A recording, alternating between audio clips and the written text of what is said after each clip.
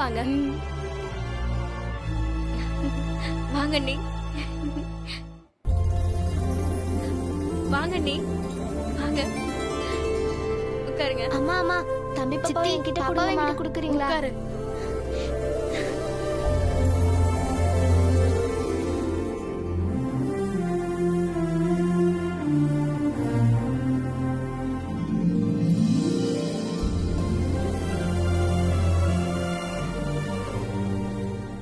அம்மா, எவ்வளவு நாளா பொன்மகளை நாங்க வச்சுக்கிறதுக்கு சண்டை போட்டிருக்கோம். இப்போ ஆளுக்கு ஒரு பாப்பா கிடைச்சிருச்சுல்ல. தம்பி பாப்பாவை அவ பாத்துப்பா. தங்கச்சி பாப்பாவை நான் பாத்துக்கிறேன். அப்புறம் உங்களுக்கு வேலையே வைக்க மாட்டோம். நாங்களே குளிக்க வச்சு ட்ரெஸ் மாத்தி எல்லாத்தையுமே நாங்களே பாத்துக்கிறோமா. அண்ணி, இன்னைக்கு சமையல் வந்து நாங்க எல்லாரும் பண்றோம். ஐயோ, அன்னைக்கு மாதிரியா? இல்ல அண்ணி, உங்ககிட்ட இருந்து நாங்க எதை கத்துக்கிட்டோமோ இல்லையோ சகிப்புத்தன்மையே கத்துக்கிட்டோம். நல்லா இல்லைனாலும் நாங்களும் சேர்ந்து உங்க கூட சாப்பிடுறோம். இன்னைக்கு ஒரு நாள் சகிச்சுக்குங்க அண்ணி, கிச்சன் பக்கமே வராதீங்க. நீங்களும் அண்ணனும் குழந்தைங்களை கொஞ்சிக்கிட்டு ஜாலியா சந்தோஷமா இங்கே உட்கார்ந்துருங்க. அதான் கலையண்ணி கூட இருக்காங்கல்ல. சமையலை பத்தி நீங்க கவலைப்படாதீங்க, நீங்க சந்தோஷமா இங்கே இருங்க. சரிங்களா அண்ணி? வாங்க போலாம்.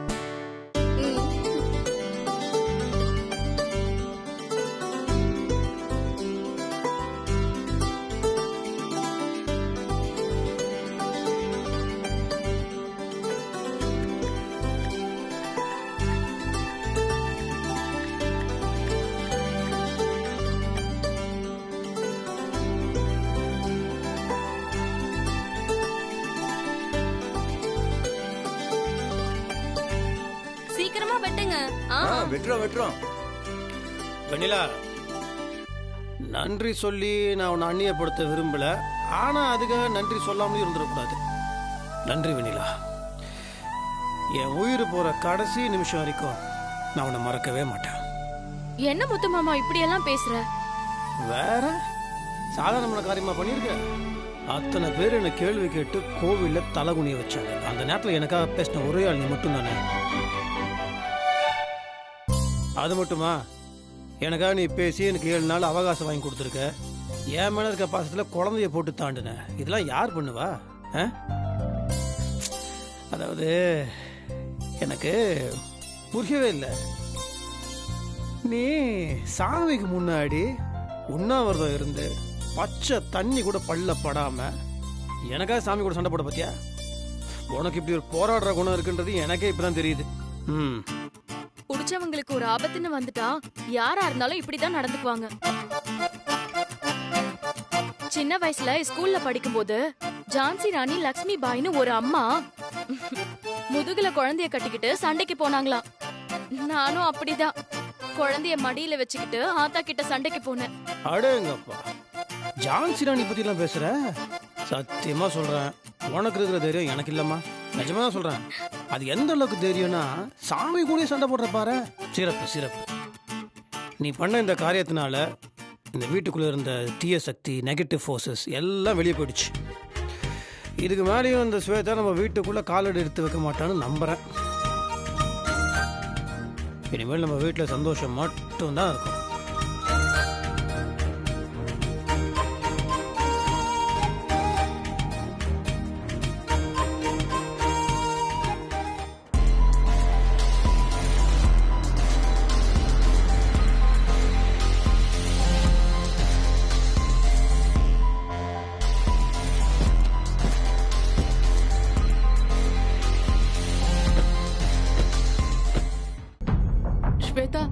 எனக்கு ரொம்ப பயமா இருக்கு. உன்னெல்லாம் என் ஃப்ரெண்டுன்னு சொல்றதுக்கே வெக்கமா இருக்கு. எதுக்கு இப்படி பயந்து சாகுற? இத பாரு, நான் ஒன்னும் சும்மா போகல. இது என் அத்தை வீடு. எனக்கு போறதுக்கு முழு உரிமை இருக்கு. வா. இல்ல ஸ்வேதா. வாடி. ஏய் நில்லு.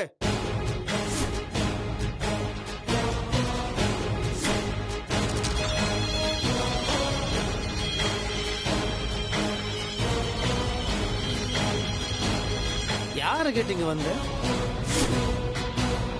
உன்னதான் கேக்குறேன். காது கேட்கல? யார கேட்டீங்க வந்த? உன் நிழல் கூட இந்த வீட்டுல படக்கூடாது.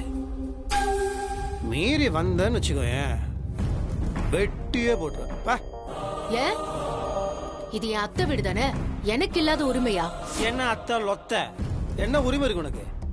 என்ன உரிமைன்னு கேக்குறேன். சொந்தக்காரனு வீட்டுக்குள்ள விட்டா சொந்த வீட்டுக்கு சூனிய வைக்கிற வெக்கமால உனக்கு? உன்னை நம்பி தானே இந்த வீட்டுக்குள்ள விட்டோம். இந்த வீட்டுக்கு எவ்வளவு கெடுதல் பண்ணிருக்க, கொஞ்சம் ஓட்டி பாரு உன் பிளாஷ்பேக்க.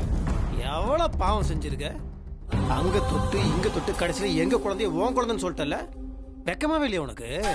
இது பாருங்க மாமா, மாமாகியமான அசிங்கமா சொல்றேன், பாய் கிழிச்சுன்னு சொல்றேன். யாருக்கு யார் மாமா? ஏச்சிப்பா மூஞ்சி முகர கட்டியா. கார்த்தி அண்ணா கலை, இந்த இதோட பெட்டி படுக்க தூக்கி மூஞ்சில ஏறி. மாமா என்ன ரொம்ப அவமானப்படுத்துறீங்க. உனக்கு இதெல்லாம் பத்தவே பத்தாது. உன்னெல்லாம் வேற லெவலுக்கு அவமானப்படுத்தணும். ஏதோ போனா போட்டுன்னு விடுறேன். உன மறுபடியும் நான் வீட்டுக்குள்ள விட்டுன்னு வச்சுக்க, நீ என்ன தெரியுமா பண்ணுவ? தூங்கிட்டு இருக்கும்போது இவ்வளவு பெரிய கல்லை தூக்கி எல்லார் மண்டையிலும் போட்டு கொண்டுருவேன். சைக்கோ, நீ ஒரு கேவலமான 420 ஃப்ராடு. கிளம்பு. என்ன லுக்கு?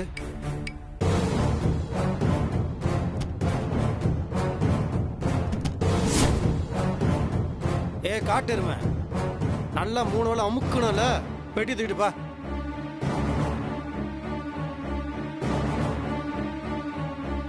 இந்த மாதிரி இன்னொரு தடவை உன்னை இந்த இடத்துல நான் பார்த்தேன்னு வச்சுக்கோ, பார்த்த இடத்துலயே கண்டம் துண்டமா வெட்டி போட்டுருவேன்.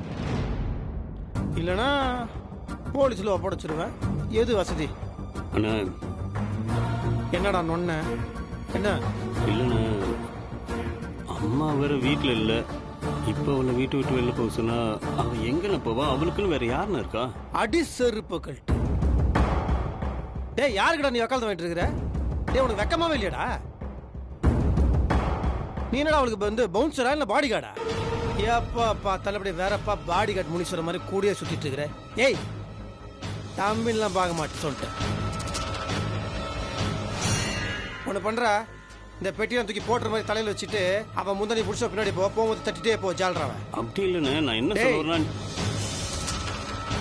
போயிடு. அப்படியே சோத்துல இருந்து காலனா கூட கிடைக்காது, தம்பின்னு கூட பார்க்க மாட்டேன். மாமா, இந்த நிமிஷம் வரைக்கும் நீங்க என்ன சரியாவே புரிஞ்சுக்கலையே மாமா.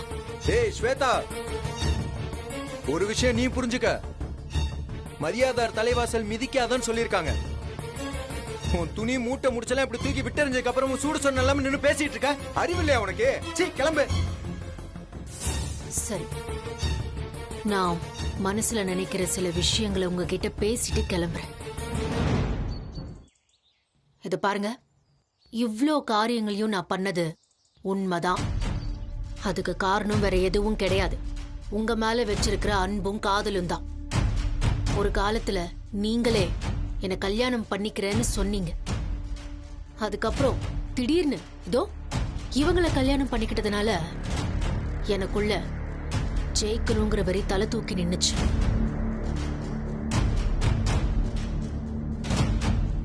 வெண்ணிலா உங்க மனைவி ஆனதுக்கு அப்புறமும் உங்களை சொந்தமாக்கிக்கணும்னு துடிச்சேன். அதுக்கு காரணம் உங்க மேல வச்சிருந்த காதல் தான். சரி, நான் ஒத்துக்கிறேன், அது தப்புதான், தப்புதான். ஆனா என் காதல் நான் சாகுற வரைக்கும் என் மனசுல இருந்து சாகாது. எப்படி என் மனசுல இருந்து உங்களை பிரிக்க முடியாதோ அதே மாதிரிதான் நீங்க போக சொன்னாலும் நான் போக மாட்டேன். இந்த வீட்டை விட்டு வேணா நான் போகலாம், ஆனா இந்த ஊரை விட்டு நீங்க என்ன அனுப்ப முடியாது. ஏன்னா நான் இங்கதான் இருப்பேன். என் மனசுல நான் நினைச்சு நம்பின வாழ்க்கைய வாழற வரைக்கும், ஜெயிக்கணுங்கிற வெறி இருக்கிற வரைக்கும் ஸ்வேதா இந்த மண்ணை விட்டு போக மாட்டான். ஏய், பெட்டி எடுத்துட்டு வா.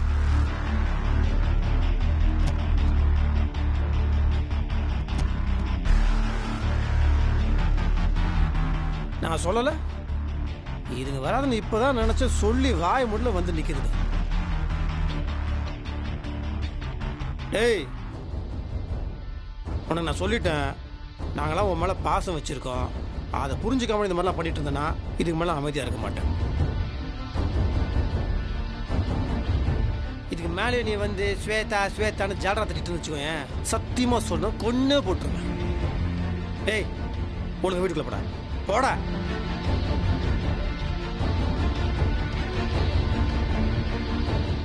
உள்ள போங்க.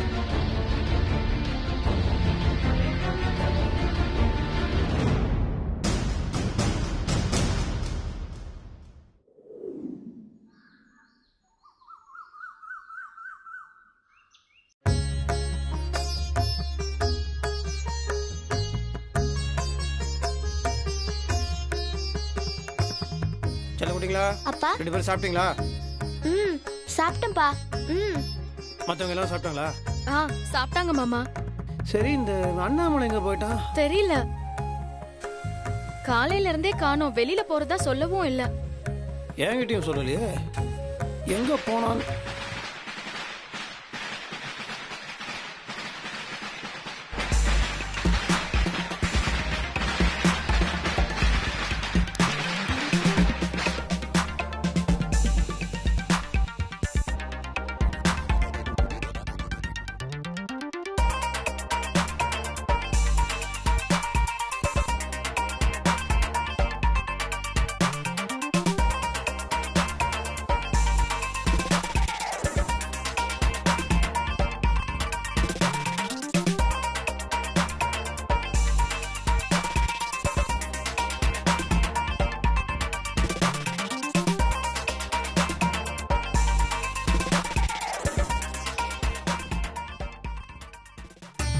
டேய் பாத்ரா வேற கூலிங் கிளாஸை போட்டு கீழே விழுந்து வச்சானா. டேய் போதும்டா வரலையே விட்றா. ஐயோ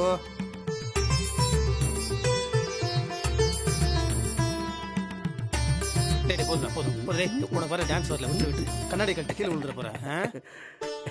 அப்புறம் என்ன கும்பலா பொண்ணு பார்க்க போயிருந்தியா? இல்ல நானே உனக்கு ஒரு பொண்ணை பார்த்து கல்யாணம் பண்ணி வச்சு பார்த்தேன். வயசான காலத்துல ஏன் உனக்கு டிஸ்டர்ப் பண்ண? யாருக்கு வயசாச்சு? உனக்கு. சரி நமக்கு சரி விடு. இப்ப எதுக்கு இதெல்லாம்? என்ன விசேஷம்? சந்தோஷம் மாப்ள. வையன், அதாவது உலகத்திலேயே உன்னதமான உறவு தாய்மாம உறவு. அந்த உறவே நீ எனக்கு கொடுத்துருக்க. அதான் சந்தோஷத்துல சீர்சனத்தை செய்ய சும்மா ஆட்டம் படுத்துட்டு அப்படியே சும்மா ஜம்முன்னு பந்தா வந்திருக்கேன். தங்கச்சி இது எப்படி இருக்கு? ஆனா கேட்டியே என்னென்ன மருமகளை தூக்கலையான்னு. இப்ப பாத்தியா சும்மா ஆட்டம் பாட்டத்தோட சீர்சனத்தை செஞ்சுட்டு இப்ப இந்த அண்ணன் கர்வத்தோட மருமகளை தூக்க போறேன். ஓகேவா? சரிண்ணே. லேடிஸ் என் கூட சீர்சனத்தை செய்யறதுக்கு ஆட்டம் பாட்டத்தோட வந்து ஹெல்ப் பண்ணதுக்கு ரொம்ப நன்றி. இப்ப நீங்க போலாம்.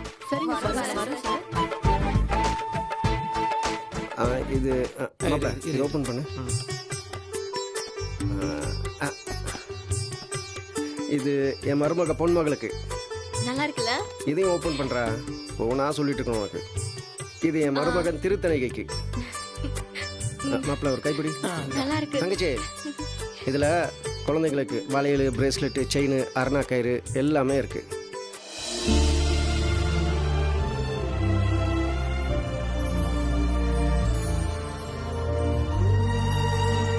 என்ன தங்கச்சி என்னாச்சு? ஏன் இப்ப கண் கலங்குற? இல்லன்னு தாய் மாம செய்யறதுக்குன்னு எனக்கு கூட பிறந்த அண்ணன் யாருமே இல்லைன்னு மனசுல சின்ன கலக்கம் இருந்துட்டே இருந்துச்சு.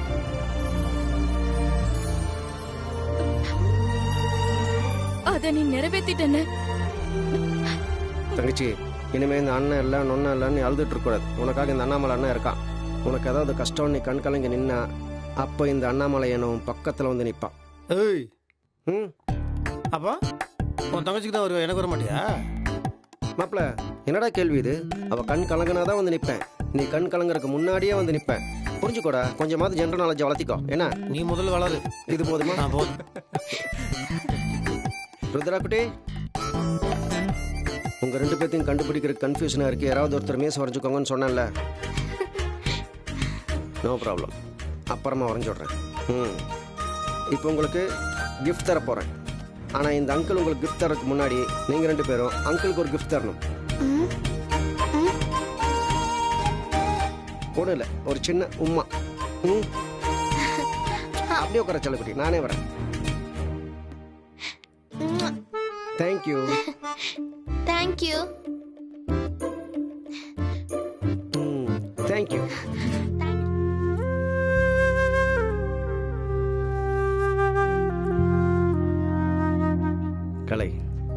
கவலைப்படாதம்மா. கூடி சீக்கிரம் மருந்து மனசு மாதிரி உன் கூட நல்லபடியாக குடும்பம் நடத்துவான். அதுக்கப்புறம் இன்னும் 1 வருஷத்தில் நீயும் ஒரு குட்டி பாப்பாவோடு நிற்க போகிற. அந்த பாப்பாவுக்கும் இந்த அண்ணாமலை தான் சீர் செய்வான். அதாம்மா என் ஆசை.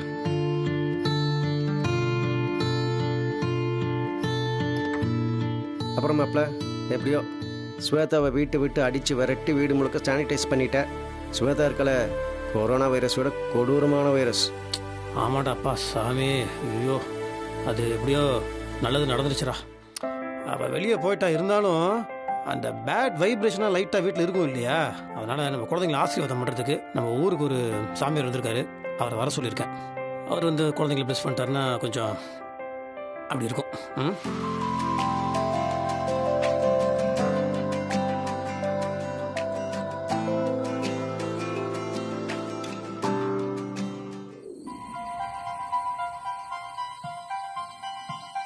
நீ இல்லாமல் அந்த வீடு வீடாகவே இல்லை.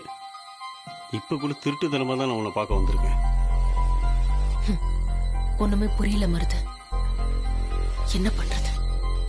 எல்லா நிலைமையும் மாறும், மாற்றி காட்டுறேன். நீ கவலைப்படாத.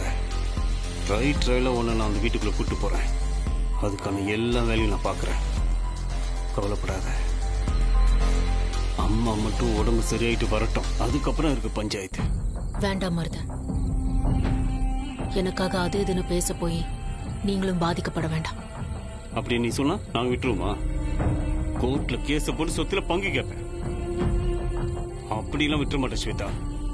நீ கவலைப்படாத, நான் பாத்துக்கிறேன்.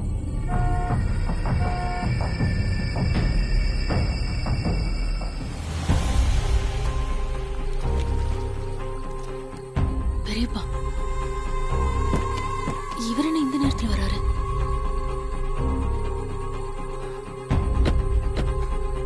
அம்மாடி ஸ்வேதா. ஸ்வேதா அழாத, நான் இருக்கேன். இங்க பாரு ஸ்வேதா, தைரியமா இரு. உன் மன உறுதிய பார்த்து நானே நீ நினைச்சதை நடத்தி காட்டிடுவேன்னு நினைச்சேன். ஆனா அதுக்குள்ள இவ்ளோ பிரச்சனை வரும்னு எதிர்பார்க்கவே இல்லை. என் மன உறுதி இப்பவும் கொஞ்சம் கூட குறையல. எனக்கு இருக்கிற கடைசி நம்பிக்கை முத்தரச மாமா கட்டின இந்த தாலிதான். அதனாலதான் இத கழட்டுன்னு ஊர் அறிய அவர் சொன்னப்ப கூட பிடிவாதமா மறுத்துட்டேன். சரி வா, நம்ம வீட்டுக்கு போலாம். இல்லத்த, என் மனசுல ஒண்ணு நினைச்சிருக்கேன். அது முடியற வரைக்கும் நான் எங்கேயும் வரதா இல்ல. மருத, அங்க என்ன நடக்குது? எல்லா பிரச்சனையும் முடிஞ்சிருச்சுன்னு நாளைக்கு ஏதோ சாமியார் கூட்டு வந்து ஆசீர்வாதம் வாங்க போறாங்களா? விருந்துக்கு வேற ஏற்பாடு பண்ணிருக்காங்க. என்ன வீட்டை விட்டு அனுப்பிட்டு அவங்க கொண்டாடுறாங்களா? அவங்க நிம்மதியை முதல்ல கெடுத்தாகணும். ஒண்ணு பண்ற, முத்தரச மாமா கண்ணில் பட்டுக்கிட்டே இருந்தாதான் அவரோட நிம்மதியை மொத்தமா கெடுக்க முடியும். அதனால நம்ம வீட்டுக்கு முன்னாடி ஒரு டென்ட்டை போட்டு நான் அங்கேயே தங்க போறேன். ஸ்வேதா, இது தேவையில்லாத விஷ பறிச்ச ஸ்வேதா. இந்த ஸ்வேதாவுக்கு எப்பவுமே விஷ பரீட்சை எழுதுறதா ரொம்ப பிடிக்கும். அப்பதான் நான் என் லட்சியத்துல ஜெயிச்சு நிக்க முடியும். கரெக்ட் ஸ்வேதா. ஆமாத்த, ஒன்னு ஜெயிக்கணும் இல்ல சாகணும். உபயோகம் இல்லாம உயிரோட இருக்கிறத விட செத்துடலாம். என்னமா இது, வாழ்ற வயசுல எதுக்கு சாகிறத பத்தி பேசுற? நீ தைரியமா இரு, நீ நினைச்சது நடக்கும். இந்த பாருமா, நீ என்ன வேணாலும் பண்ண, நாங்க உனக்கு பின்னாடி இருக்கோம். பணத்தை பத்தி எல்லாம் யோசிக்கவே யோசிக்காத. சரி பெரியப்பா. மருது, முத்தரச மாமா வீட்டுக்கு முன்னாடி விடிய காலையில ஒரு டென்ட் போடணும். இனிமே நான் அங்கதான் தங்க போறேன். நான் அங்க இருக்கிற ஒவ்வொரு நிமிஷமும் முத்தரச மாமா நரகத்துல இருக்கிற மாதிரி உணரணும். சரி, நான் எல்லா ஏற்பாடு பண்றேன். ஒரு விஷயத்துல ரொம்ப ஜாக்கிரதையா இருங்க. நீங்க எனக்கு ஆதரவா இருக்கிறது எந்த காரணத்தை கொண்டு முத்தரச மாமாவுக்கு தெரியவே கூடாது. அண்ணாமலை சரியான கேடி, மோப்பம் பிடிச்சுக்கிட்டே இருப்பான். பாத்துக்கிறேன். நான் கிளம்புறேன். சரி வரஞ்சிதே.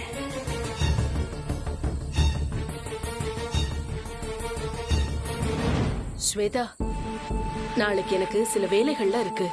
அதெல்லாம் முடிச்சிட்டு நான் நாளை மறுநாள் வந்து சேர்ந்துக்கிறேன். சரியா? சரி. அண்ணே நீங்க கொஞ்சம் கூட இருந்து ஸ்வேதாவை பாத்துக்கங்க. என்னம்மா நீ இதெல்லாம் சொல்லணுமா என்ன? நான் பாத்துக்கிறேன். அதோட அந்த முத்தரசனையும் ஒரு கை பாத்துக்கிறேன்.